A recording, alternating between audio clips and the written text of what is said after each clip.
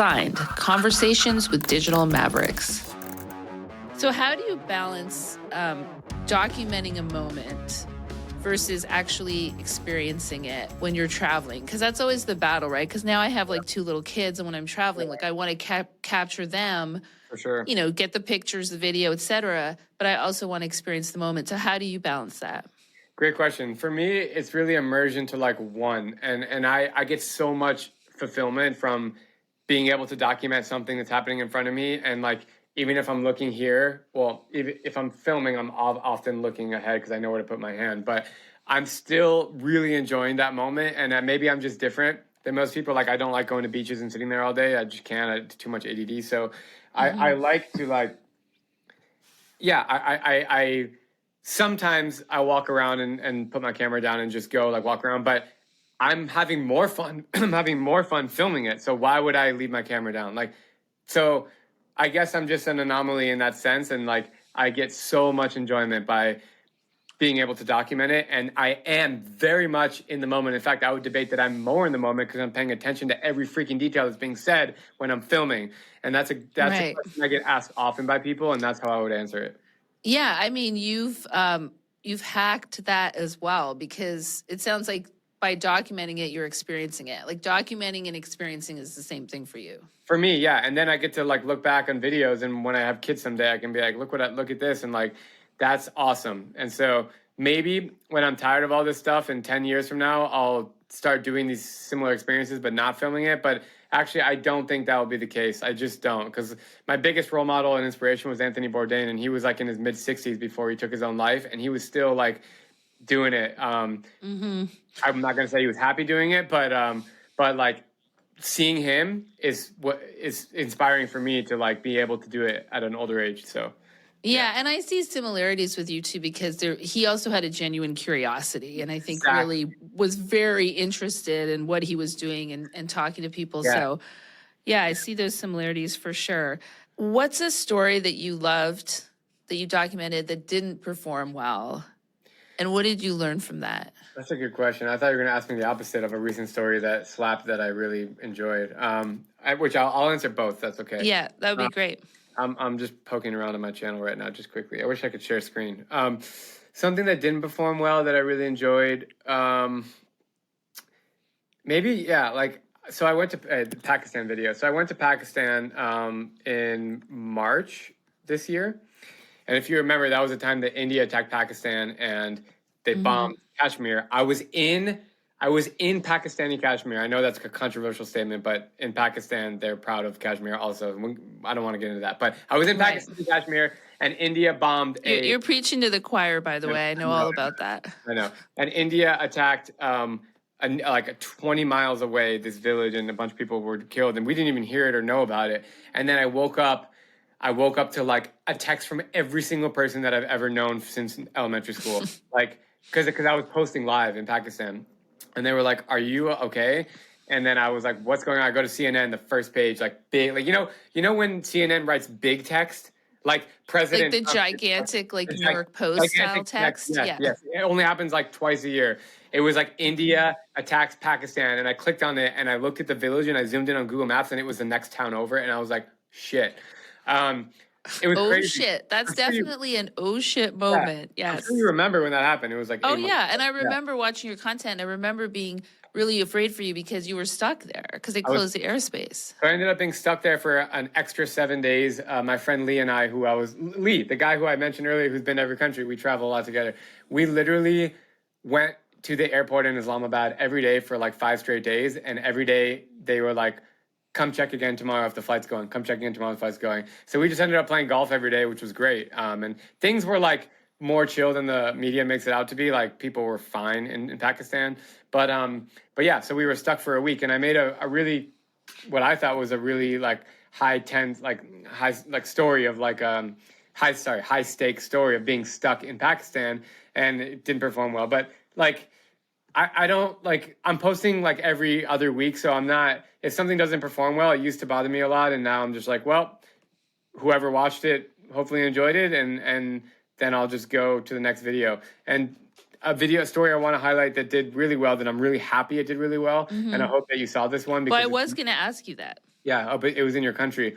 It was in the wettest city in the planet, which is in Meghalaya, Oh, India. yes. I watched that. Yeah, that video and story was so cool because it's a original, which is harder to find these Yeah. days when nobody's been there to But tell it's that also story. crazy to think about how much rain that place gets. I mean, and the So much, fact that people can live there and it's just a and part they're of so life. Like, happy, and they're so happy, and they all look Filipino, which is just it's so mind blowing. It's like when you think of India, if you go anywhere and just ask someone like if you showed up like India, like they think about like central, like southern India, central India, or like just the India that they hear about, Mumbai, Delhi, like these places, yeah. or like Hyderabad, whatever.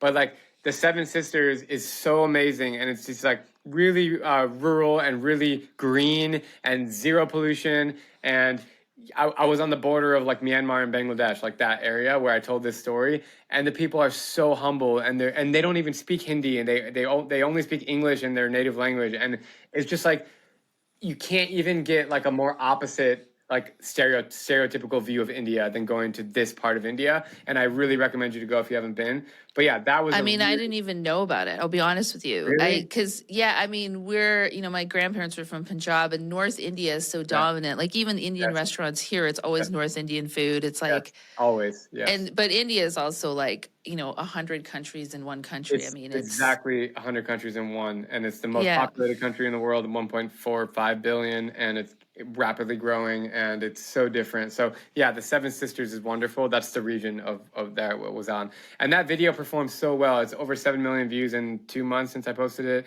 and it's just like I can tell when a video does well by the comments, not by the views, because I can Hmm. tell if people will People are write. engaged. People will write something like this, like, and I got a lot of this on that video. They're like, I've been watching you for 8 years and I've never once commented on a video, but this one, like, when I read comments like that, that's how I know that the video, like, resonated with It people. broke through. Yeah, For that's sure. so cool. I'm sure that's really, really rewarding. For sure. So, how do you handle like all the travel and do you get burnt out? Like, what is, I guess it's sort of a two-part question because, what is the least understood part of being a full-time travel creator? Like, it looks really fun and glamorous, but there's that side of it, I'm sure, that's just really exhausting. Yeah, burnout is real. I got it a lot more on my quest to every country because I was like doing long stints in West Africa or like Middle East, and then in those times, and I also had a much slimmer budget back then, so I was getting sick more often and not sleeping well and getting bed bugs. So like that made it a lot harder. But now the way that I've found the balance, which is basically like 2 weeks on, 2 weeks off, or 2 months on, 2 months off. But it's usually in the 2 weeks. Months are harder now, like travel. So I would say the maximum trip I take is 3 weeks, which I'm leaving today for the Philippines, and I'll be back in 3 weeks. And that's kind of a sweet spot for me. Anything longer tends to be just hard for many reasons. And then, so I'll just shoot a lot of videos in 3 weeks. I'm shooting 4 in the next 3 weeks. And then I'll just cut, which is 2 months of content. And then I'll just come chill for like 4, 5, 6 weeks until I charge up the batteries, and then I go again. And that has been really healthy for me because I don't get burned out, because I know that I'm my foot on the gas on these trips. I'm going crazy, crazy, crazy. And then I know I'm just going to be chilling when I get home. So, and by chilling, I'm still working like 17-hour days, but I'm just not Yeah. actually like actively like running around a place shooting. So yeah. Yeah, well, I'm glad you do that and that you give yourself a break. And it sounds like that's a great way. That's a great way to manage it. So just a couple more like sort of general questions. Then we're going to get into like a fun lightning round. But obviously, I have to ask you, and I know you've done these lists before, and we're obviously going to link to all your socials and your YouTube channel. And I urge people to go check out your videos and your content. Favorite country, least favorite country to Uh, visit. I mean, not a reflection of um, the people, and we're not getting into all okay. that, but My, just in terms of your experience I, visiting. I usually give top fives when people ask me, but I will choose favorites because usually I will choose one. So right now in this current moment, if you ask me gun to head, what's your favorite country? I would say Iran. And my least favorite Oh, country, wow. yeah, my least favorite country would be Guinea. Um, Okay. yeah, Very specific. So yeah. why Iran? Been 4 times. It's the most misconceived country in the world by far. It's the best and the largest example of the people don't equal their governments. Nobody in Iran likes the government. I mean, nobody. I mean, like nobody, because I've spent 2 months there and I've interviewed so many people and I've asked everyone. I went there during Ramadan, and about 99%, that is 99% of people in Iran do not fast. Even though all the restaurants are closed in the day and nobody's eating on the street, like in public because of the government, nobody fasts. Everyone's drinking, they're partying like crazy. I went to underground parties. I went to underground dance parties in Iran. I've never seen more alcohol. I've never seen more vodka being consumed in a 1 hour period of my life. Dancing. It's just like so different than what you think. Historically, it's amazing. The Persian Empire, the Silk Road, you have all these UNESCO World Heritage Sites. There's like 60 of them in Iran. It's extremely affordable, good food. It's a big country. There's 80 million people. There's so much to see and do. And you don't see a single tourist in Iran. And I freaking love that place. So Iran is top of the list. Yeah. Yeah. It sounds like it's top of your list because it surprised you so much. Yeah. You go there and you're like, this is not what we see on what we see on TV. Go ask anyone on the street. You live in New York, it's different. I live in Phoenix. Go ask anyone on the street if, hey, like, would you ever go to Iran? I would bet you like 80% of people would like aggressively be like, no, I'm not going. I'm no interest in Iran. Yeah. I mean, I think it's even a higher percentage of that. And so what happened in Guinea? I was stuck in a coup. Yeah, I mean, also, it's not only the so coup. Casual, yeah. It's not only that, but that like, probably wasn't that much fun. No, it wasn't fun. We had to escape quickly, but I'm really plugged in with the Every Country crew and the people that are going to these places. And like, there's some countries that just really hard to meet local people. They're people that are extremely aggressive and rude and just like not willing to just try to meet you eye to eye and just be like, hey, you're a foreigner. Where are you from? Like, let's talk. Like, usually you can find that everywhere, but in Guinea, just like in Conakry, which is the capital, I just really didn't jam with anyone there. It's just, you just feel like you have to look over your shoulder. Even if there wasn't a coup, it's still like a pretty sketchy place to go. Nothing to do. Streets are filled with trash. It's just not the place you'd want to take your kids. Put it that way. Yeah, that's too bad. Hopefully, I really try to see the good everywhere. I really do. But in the 48 hours I spent in Guinea, and I was trying because I was documenting. I found more evil there than anywhere else. So would I give it another chance? Absolutely. I would love to go back and change my perspective, and I'm sure I would have a better time next time. But my least favorite place would be Guinea. Sure. Yeah, and we're just asking you for your perspective, so that's totally understandable. And so, what's a cultural value that you have seen abroad that you wish we could bring home and have more of here? Family culture. Yeah. Almost everywhere else except for Western Europe.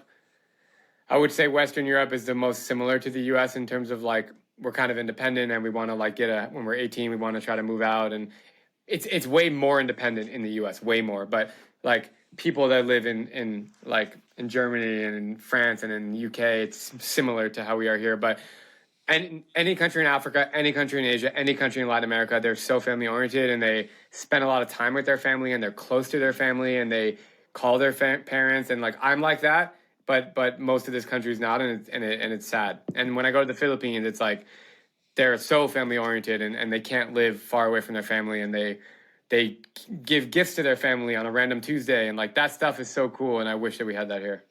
Yeah, that's true. I mean, and also extended families often all live together in the same house, and Exactly. especially in a place like India, because I'm definitely familiar with that culture.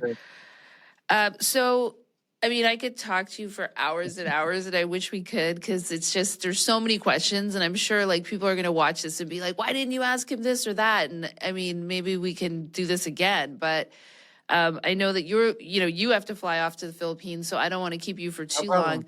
But let's talk about your future plans. What is in Drew Binsky's future besides becoming a professional tennis player, which I'll let you speak more to? Yeah, I just came off the court. You can see how I'm dressed. I've been playing, I've been so obsessed with tennis, and it's been really good for my health and just for my focus and mental. Like what happened to golf? Golf also. I played golf my whole life, and I got to a level, I plateaued and I couldn't get better. But tennis, I started as a beginner, and so I'm really addicted to the process of like getting better quickly.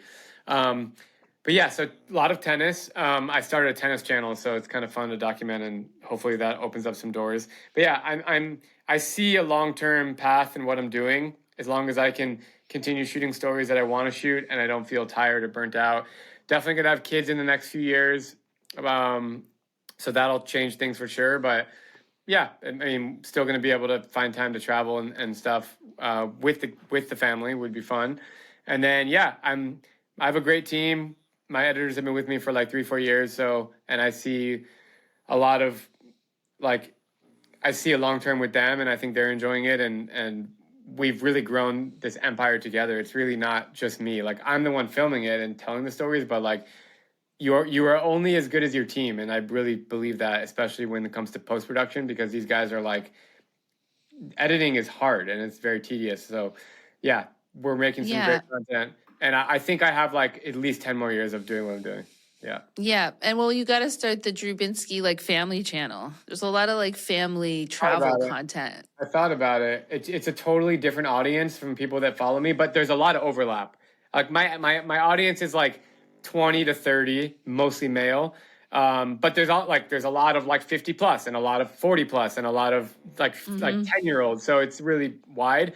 But I do think it would attract a new audience, and I know people that do have kids would appreciate it. Yeah. Yeah. Oh yeah, for sure. So let's do the lightning round. These are the fun questions. This is a two-part question, which I seem to be asking you a lot of just because there's so much to learn from you. But sorry. What is your travel superpower and your travel kryptonite? My superpower is being able to find the good anywhere. I could take a plane or a helicopter and you can drop me in the most random remote village, and I can like really connect with people on a deep level. And the kryptonite are things that I yeah, probably like I always think I can handle street food until I can't. So I like eating a lot of different foods, but as I get older, I realize that I do get sick a lot from food.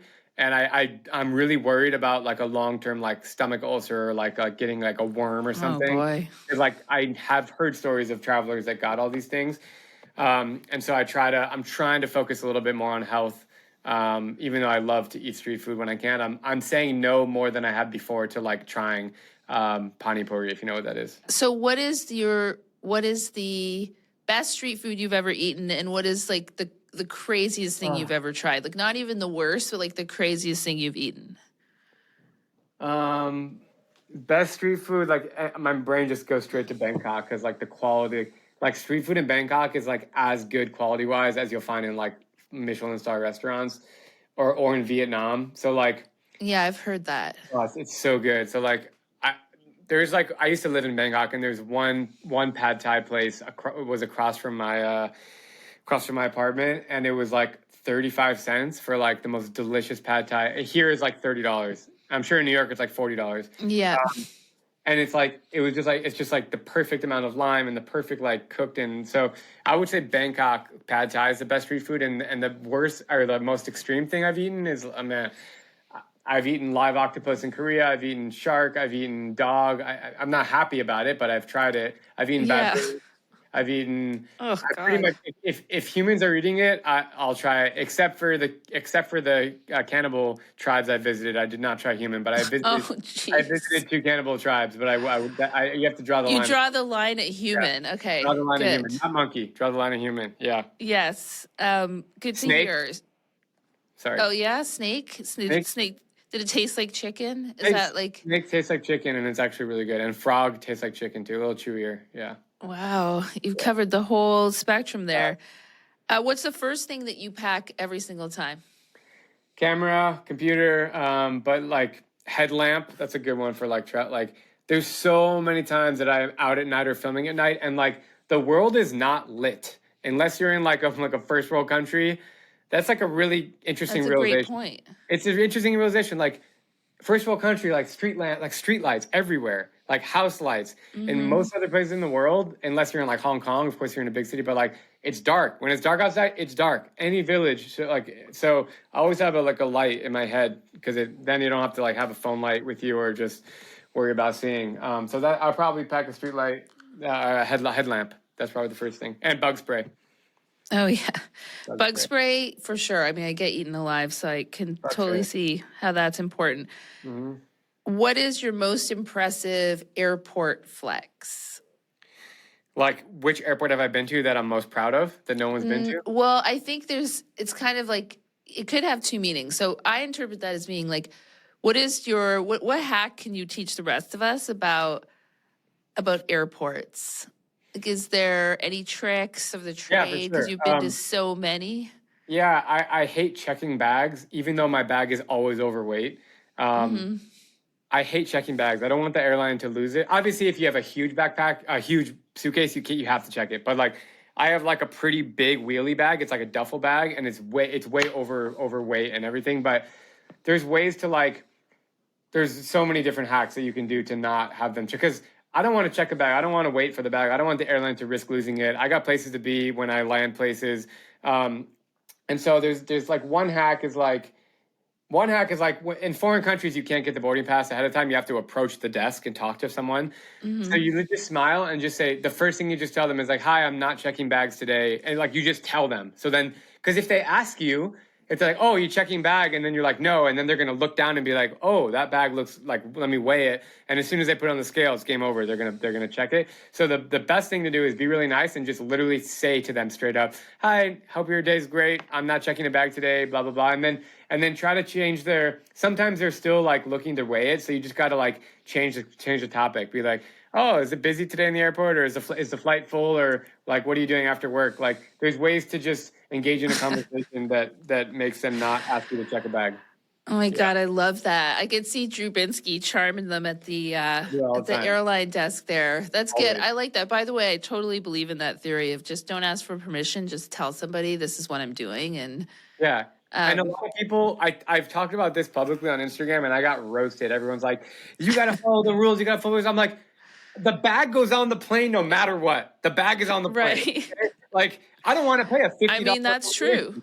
Yeah, I don't want to pay like all, and it's not like, I usually just put it takes up the same amount of space in the upper thing. It's not like it's like this big. It's just a bag. It's just heavier. And so it's so funny when people like, I'm like, shut up, guys. You also do all this like stuff too, that sneaky things that aren't legal, but you just get away with them. Yeah. Right. No, exactly. Well, that's a good hack for sure. And the last question is, and we ask everybody this, every guest, if you were not a content creator, what would you be doing?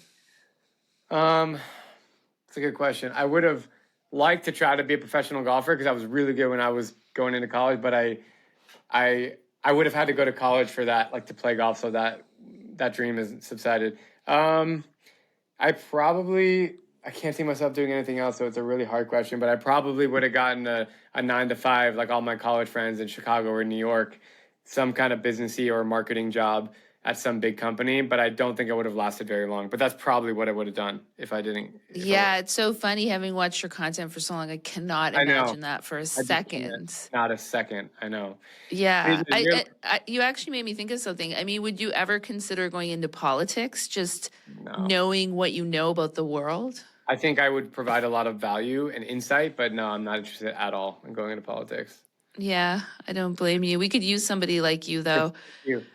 So thank you so much, Drew. I really appreciate it. I know you're running to catch a plane on to the next destination. On brand. Yes, exactly. But this has been amazing. And like I said, I mean, I could talk to you for hours, and I know people are going to listen and be like, why didn't you ask him this or that? But hey, we'll try to follow up at some point. But safe travels. Thank you so much. It's been such a pleasure talking to you. Thank you, Anita. You're the best. Signed, Conversations with Digital Mavericks. This episode was produced by myself and Phoebe Dunn, edited by Carmine Mattia, social media strategy, Maureen Lauren Sedlak, and signed theme music by Carmine Mattia.